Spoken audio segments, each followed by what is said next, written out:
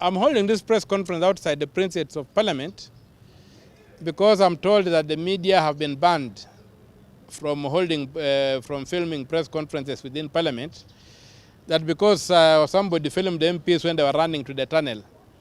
I think this is really draconian and stupid. And whoever did that is the most stupid individual I've ever had. You cannot gag the media in Parliament. These people think they can reverse this country are wasting their time.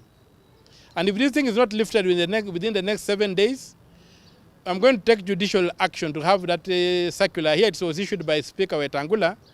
And Wetangula should not think that this country belongs to him.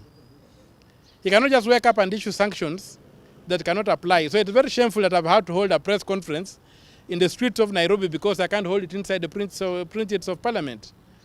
These people think they can turn this country into a fiefdom or some kiosk. They will not succeed. Kenya is a republic governed by law, and the law will prevail. Whether Wetangula likes it or not, the law will prevail. And we are going to be able to have these press conferences inside the Principles of Parliament, not outside.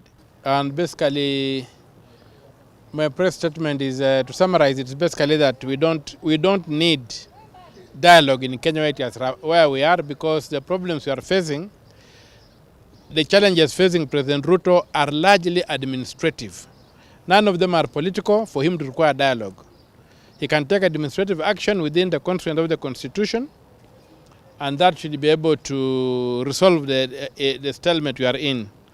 So yesterday I was very disturbed to see and hear a visibly angry and frustrated President William Samoei Ruto addressing a largely unresponsive impromptu roadside crowd in Bomet.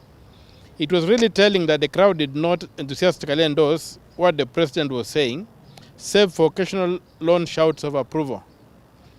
The president looked really desperate and dangerous as he flailed his hands, narrating how he had apparently gone out of his way and done all that was possible for him, including by presenting himself on an X space, but had failed to get the Gen Zs to stop their street demonstrations and take part in a conversation or a discussion with him on the way out of the current crisis.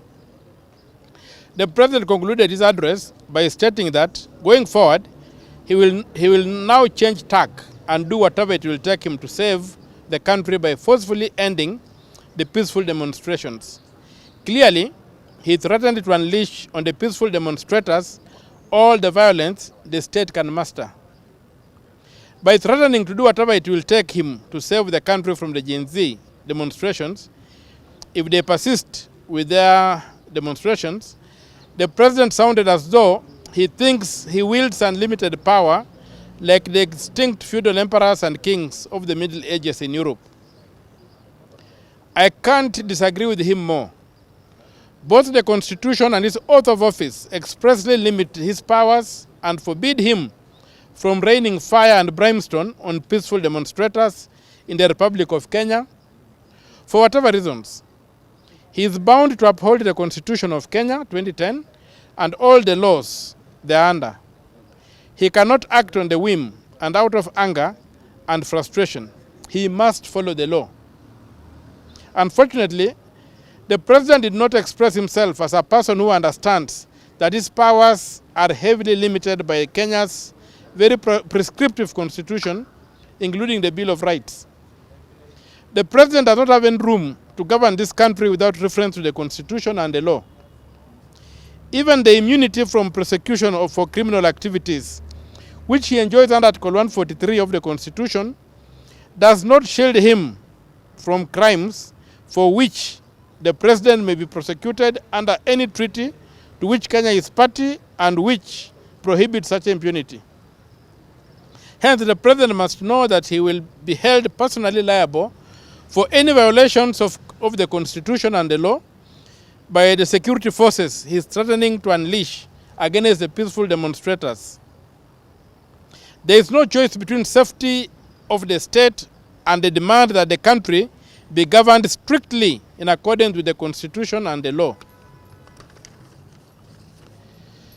In addition, the president's obsession with having dialogue with the demonstrators clearly shows that he has not grasped the fact that the demonstrators' grievances require administrative and not political solutions. His complaint that the Gen Z demonstrators have declined his invitation to sit down with him and take part in a conversation or dialogue is simply mischievous. The demand for the rule of law, including for him to obey court orders, the demand for good governance, including transparency and accountability in public affairs, the demand for him to prosecute the powerful individuals behind scams like the fake fertilizer and the cooking oil sagas, the demand for him to arrest and prosecute rogue police officers who killed innocent demonstrators, the demand for him to end police brutality, abductions and extrajudicial killings, the demand for a lean and clean balanced budget and for fair taxation, the demand for fairness in employment to public offices, the demand that only people with integrity and who bring honor to the office they hold should be employed in the public service, the demand that only people with integrity should be appointed to the cabinet, all the demands, plus these demands that are being made by the Gen Z demonstrators, require administrative, not political solutions. There is no demand which the Gen Z are making which requires political solutions through dialogue. Hence, the president and those demanding to hold dialogue with the Gen Z demonstrators are backing up the wrong tree and must be stopped in their tracks. The president should stop wasting our time, beating about the bush and talking about meaningless dialogue, and do the obvious by taking decisive administrative action under the Constitution and the law to address the demands made by the Gen Z demonstrators. If the president refuses to do so, then he and his administration have no legitimacy to stay on and must leave office. Simply, it means they are unable to govern this country. It is in the above context that the slogan, "Ruto must go," should be understood. The president cannot stay in office if he is unable to govern, and is proving that daily. Kenyans are demanding administrative action, not baseless political dialogue.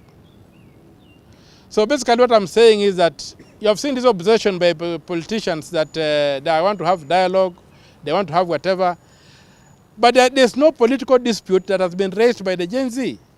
They have not challenged anything that requires politicians to come back and talk. What the Gen Z have challenged is simply administrative issues. They want corruption dealt with, they want thieves prosecuted, they want public office to be reserved for people who have integrity. They want things that require administrative action. None of the things that are being demanded require political action for there to be dialogue. So dialogue is a way of deceiving and delaying the justice Kenyans are demanding. And that's why personally I am opposed to dialogue. And I urge the Gen Z not to be fooled into any dialogue that will deliver nothing, and to keep demanding that the president uses the Constitution and the law to deliver the administrative solutions they are demanding. That's my press statement. And so going to court may not really be a thing to deliver. The only thing we shall do is that he should know that he will not be in power forever, and if he breaks the law, it will catch up with him when he leaves office. Very, very, very many presidents have gone to jail in this world, and so he will not be an exception. So the only safety net he has is to rule by the law. If he breaks the law, he can enjoy the immunity for the time he's in power, but when he leaves power, he'll have to answer for all these violations, and going to jail is one of them.